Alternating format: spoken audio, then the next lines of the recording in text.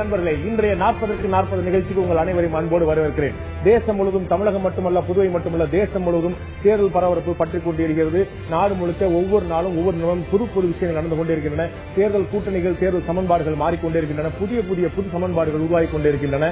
இதை ஒவ்வொரு நிமிடமும் நடக்கக்கூடிய அரசியல் பரபரப்புகளை, தேர்தல் முன்னேற்றங்களை பதிவு செய்வதற்காகத்தான் 40க்கு 40 என்ற பிரம்மாண்டமான நிகழ்ச்சி உங்கள் தந்தி டிவி வழங்கிக் கொண்டிருக்கிறது. இதில் நாம் நடத்திருக்கக்கூடிய கருத்து கணிப்பு, இதுவரை இந்தியாவில் யாரும் செய்யாத ஒரு பெரிய முயற்சியாக ஒரு பிரம்மாண்டமான கருத்து கணிப்பை உங்களுடைய தந்தி டிவி நடத்தியிருக்கிறது. எந்த வகையில் பிரம்மாண்டம் என்று சொல்லும் போது, நம்ம 2013 2014 வரை இதற்கு முன் நடந்த பல்வேறு கருத்து கணிப்புகளை குறிப்பிட்டிருந்தோம். சராசரியாக 543 தொகுதிக்கும் சேர்த்து 9000 30,000 வரைக்கும் சராசரியாக அவருடைய சாம்பிள் சைஸ் என்று சொல்லக்கூடிய கருத்து நடத்தக்கூடிய ஆட்களுடைய எண்ணிக்கை 9000 38,000 39,000 வரை இருந்திருக்கிறது. ஆனால் நாம் தமிழகம் மற்றும் புதுவையில் வெறும் 40 தொகுதியில் மட்டுமே கிட்டத்தட்ட 20,000க்கும் மேற்பட்ட சாம்பிள்களை இதுவரை இந்தியாவில் இல்லாத அளவுக்கு மிகப்பெரிய டென்சிட்டி, அந்த நெருக்கம் மிக அதிகமான அளவில் இருக்கக்கூடிய அளவில் பிரம்மாண்டமான கருத்து கணிப்பை நடத்திருக்கிறோம். அதனால் நம்முடைய முடிவுகள் மிக நெருக்கமாக தேர்தலுக்கு பிறகு நாம் பார்க்க போகிறோம். நம்முடைய கருத்து கணிப்பு முடிவுகள் மக்களுடைய எண்ண ஓட்டங்களை மிக தெளிவாக பதிவு செய்ய முடியாது அமைந்து கொண்டிருக்கின்றன. இன்று நாம் அதை பற்றி தான் ஒரு முக்கியமான விஷயத்தை பார்க்க போகிறோம். இன்று நாம் என்ன பார்க்க போகிறோம், அதில் என்ன இருக்க போகிறது என்ற புதுமையான விஷயங்கள் என்ன கொண்டு வருகிறோம்.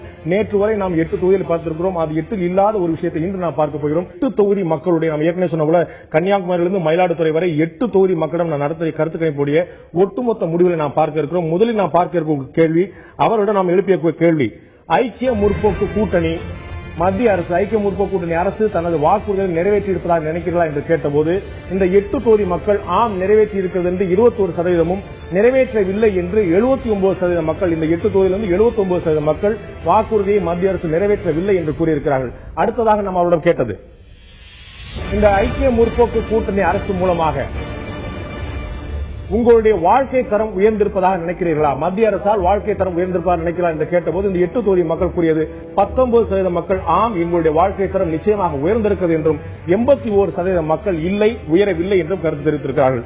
அடுத்த கட்டமாக நான் அவர்கள் கேட்ட 3வது கேள்வி, மீண்டும் இதே மத்திய அரசு அமைய வேண்டும் என்று உங்கள் வாக்களிப்பீர்களா, மத்திய அரசுடைய ஆட்சி உங்களுக்கு திருப்தியாக அளிக்கிறதா என்று கேட்டபோது, மத்திய அரசுடைய செயல்பாடு திருப்தியாக இருக்கிறது என்று, திருப்தியாக இல்லை என்று 46%, பரவாயில்லை, ஓரளவுக்கு பரவாயில்லை என்று 38% மக்களும், ஆம் மீண்டும் எங்களுக்கு திருப்தி அளிக்கிறது, மீண்டும் நாங்கள் ஓட்டளிக்க வாய்ப்பு இருக்கிறது என்று 16% மக்களும் தெரிவித்திருக்கிறார்கள்.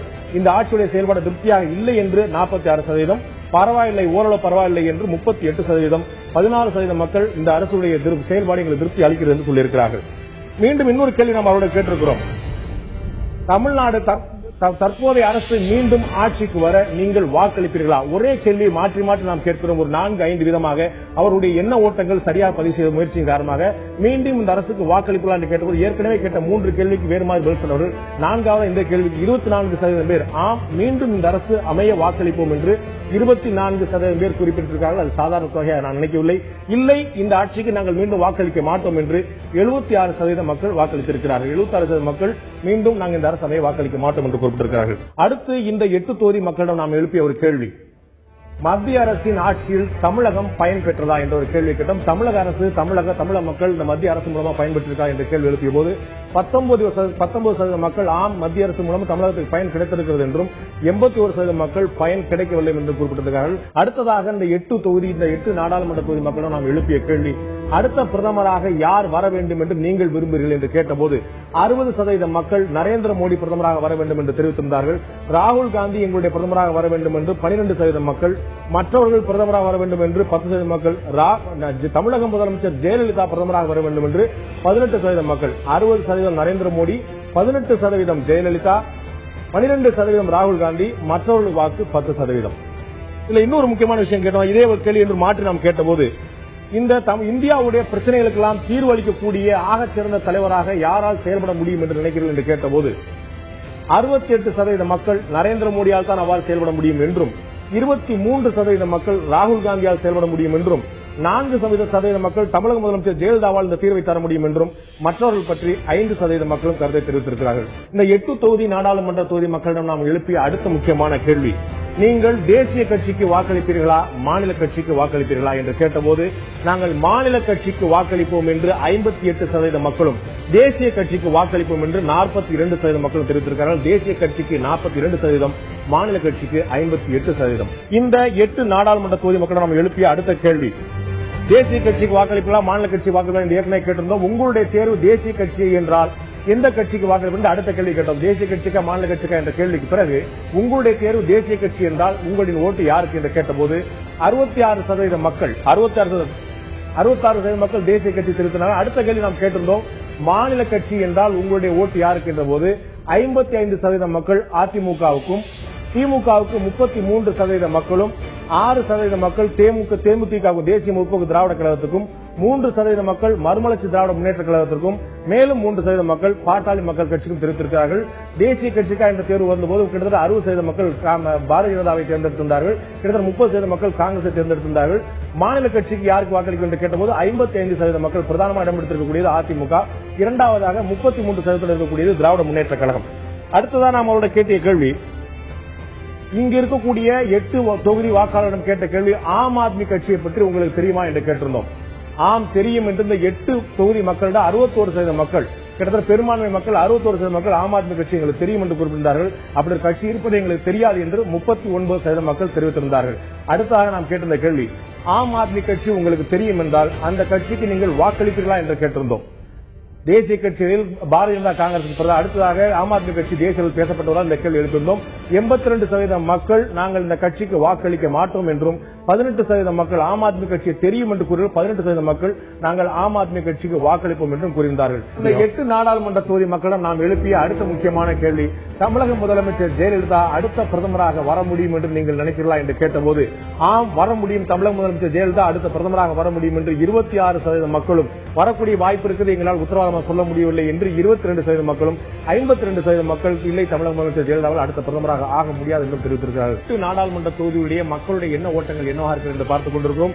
இப்போது நிகழ்ச்சியோட மிக முக்கியமான கட்டத்துக்கு வந்திருக்கிறோம். 8 நாடாளுமன்ற தொகுதியில் இந்த முறை வெற்றி பெறப்போகக்கூடிய கட்சி எது, எந்த கட்சிக்கான அதிக வாய்ப்பு இருக்கிறது, எந்த கட்சி வாய்ப்பு இழக்கிறது என்ற மிக முக்கியமான கட்டத்துக்கு வர இருக்கிறோம். இப்போது நாம் பார்க்க இருக்கக்கூடியது நாகப்பட்டினம் தொகுதி. நாகப்பட்டினத்தில் திமுகவுடைய எம்பி திரு AKS விஜயன் இருக்கிறார். இப்போது நாகப்பட்டினம் தொகுதியில் வாக்கு சதவீதம் எப்படி இருக்கு என்று பார்த்தபோது அதிமுகவுக்கு 41.2%, திமுகவுக்கு 25.2%, பாரதிய ஜனதாவுக்கு 14.8%, காங்கிரசுக்கு 10%, தேசிய முற்போக்கு திராவிட கழகத்துக்கு 6%, மறுமலர்ச்சி திராவிட முன்னேற்ற கழகத்துக்கு 2.8%.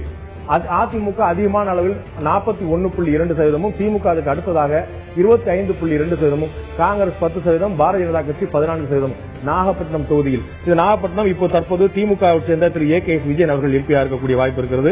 எம்பியா இருந்து கொண்டிருக்கார். அவருடைய தொகுதியில் இப்போது எந்த கட்சி எந்த தொகுதியில் எந்த அளவு வாக்கு மக்களிடம் பெற்றிருக்கு என்று நாம் பார்த்தோம். பார்க்க இருக்கக்கூடியது கன்னியாகுமரி தொகுதி. கன்னியாகுமரி தொகுதியில் தற்போது ஹெலன் டேவிட்சன் எம்பியா இருக்கிறார், திமுக சேர்ந்த ஹெலன் டேவிட்சன். அந்த தொகுதியில் மக்களுடைய வாக்கு சதவீதம் பார்க்கும்போது பாரதிய ஜனதாவுக்கு முதலிடத்தில் 41.6%, அதிமுகவுக்கு 24.8%, காங்கிரஸ் கட்சிக்கு 23.2%, திமுக திராவிட முன்னேற்ற கழகத்துக்கு 4%, கம்யூனிஸ்ட் கட்சிகள் 2.4%, தேசிய முற்போக்கு திராவிட கழகம் 1.2%, மறுமலர்ச்சி திராவிட கழகம் 1.2%, பாட்டாளி மக்கள் கட்சி 2%. இந்த வித்தியாசமான ஒரு தேர்தல் முடிவை மக்கள் தங்களுடைய கருத்துக்களை தெரிவித்திருக்கிறார்கள். பாரதிய ஜனதா 41.6%, அதிமுக இரண்டாவது 24.8%, காங்கிரஸ் 23.2%. 8 பாராளுமன்ற தொகுதியில் அடுத்ததாக ஜெயிக்கக்கூடிய வாய்ப்பு எந்த கட்சிக்கு இருக்கிறது என்று இந்த நிகழ்ச்சி நாம் பார்த்துக் கொண்டிருக்கிறோம். அடுத்ததாக நாம் பார்க்க இருக்கக்கூடிய பாராளுமன்ற தொகுதி கிருஷ்ணகிரி நாடாளுமன்ற தொகுதி. இந்த தொகுதியில் ஏற்கனவே திமுகவை சேர்ந்த திரு சுகவனம் அவர்கள் எம்பி ஆயிருந்தார். இப்போது அந்த மக்களுடைய மனநிலை அடிப்படையில் நாம் பார்த்தபோது 36% மக்கள் அதிமுக ஆதரவாகவும், 28% மக்கள் திமுகவுக்கு ஆதரவாகவும், 25.4% மக்கள் பாரதிய ஜனதாவுக்கு ஆதரவாகவும், 9% மக்கள் காங்கிரசுக்கும், 0.8% மக்கள் கம்யூனிஸ்டுக்கும் ஆதரவு தெரிவித்திருக்கிறார்கள். அடுத்ததாக நாம் பார்க்கக்கூடிய தொகுதி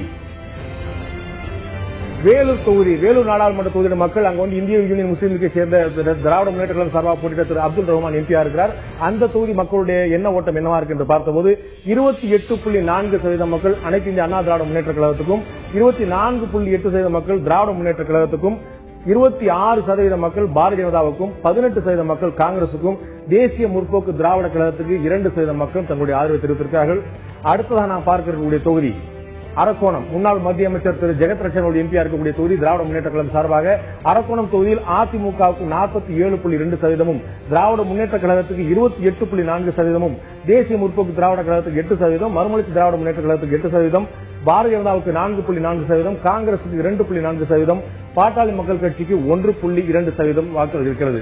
அடுத்த நாம் பார்க்கக்கூடியது முன்னாள் மத்திய அமைச்சர் திரு ராசாவுடைய தொகுதியான நீலகிரி. இந்த நீலகிரி தொகுதியில் 50% மக்கள் பாரதிய ஜனதா வர வேண்டும் என்ற விருப்பத்தை தெரிவித்திருக்கிறார்கள். 19.6% மக்கள் காங்கிரசுக்கும், 19.6% மக்கள் அதிமுகவுக்கும், திராவிட முன்னேற்ற கழகத்துக்கு 2.4%, தேசிய முற்போக்கு திராவிட கழகத்துக்கு 0.8%, ஆம் ஆத்மி கட்சிக்கு 6.8%. முதல் முறையாக ஆம் ஆத்மி கட்சி 6.8% வாக்கை நீலகிரி மக்களிடம் பெற்றிருக்கிறது. அடுத்த நாம் பார்க்கக்கூடியது சிதம்பரம் நாடாளுமன்ற தொகுதி. சிதம்பரம் நாடாளுமன்ற தொகுதியில் விடுதலை சிறுத்தை கட்சியுடைய நிறுவனர் திரு திருமாவளவன் இருக்கிறார், எம்பியா இருக்கிறார். அந்த தொகுதியில் அனைத்து இந்திய அண்ணா திராவிட முன்னேற்ற கழகம் 35.2%, திராவிட முன்னேற்ற கழகம் 31.6% மக்களும், தேசிய முற்போக்கு திராவிட கழகம் 5.2%, பாட்டாளி மக்கள் கட்சி சிதம்பரத்தில் பாட்டாளி மக்கள் கட்சி 13.2%, மறுமலர்ச்சி திராவிட முன்னேற்ற கழகம் 1.2%, பாரதிய ஜனதா 10.8%, காங்கிரஸ் கட்சி 2.8%.